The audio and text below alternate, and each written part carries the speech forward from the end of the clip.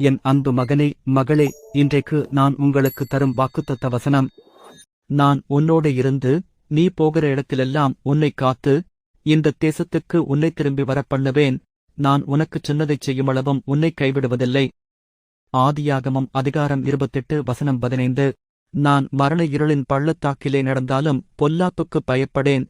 தேவரீர் என்னோடே கூட இருக்கிறீர். உமது கோலும் உமது தடியும் என்னை தேற்றும். சங்கீதம் 23:4. கர்த்தருடைய வேதத்தில் பிரியமாயிருந்து, இரவும் பகலும் அவருடைய வேதத்தில் தியானமாயிருக்கிற மனுஷன் பாக்கியவான். சங்கீதம் 1:2. எளியவன் என்றைக்கும் மறக்கப்படுவதில்லை. சிறுமைப்பட்டவர்களுடைய நம்பிக்கை ஒருபோதும் கெட்டுப் போவதில்லை. சங்கீதம் 9:18.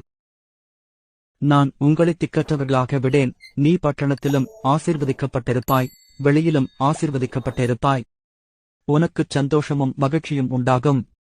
உங்களை கோபப்படுத்தும் போது மௌனமாயிருங்கள். விலக்கி வைக்கும்போது சற்று விலகியே இருங்கள். பெருமைப்படுத்தும் போது துள்ளி எழாதிருங்கள். உதாசீனப்படுத்தும் போது உடைந்து விடாமல் இருங்கள். அவமானப்படுத்தும் போது தவறியும் அழாமல் இருங்கள். தோல்வி அடையும் போது துளிந்து எழுங்கள். வெற்றி பெறும்போது பணிந்து இருங்கள். காயப்படுத்தும் போது கண்டும் காணாமல் இருங்கள். கர்த்தருடைய கண்கள் நீதிமான்கள் மேல் நோக்கமாயிருக்கிறது. அவருடைய செவிகள் அவர்கள் கூப்பிடுதலுக்குத் திறந்திருக்கிறது. சங்கீதம் 34:15.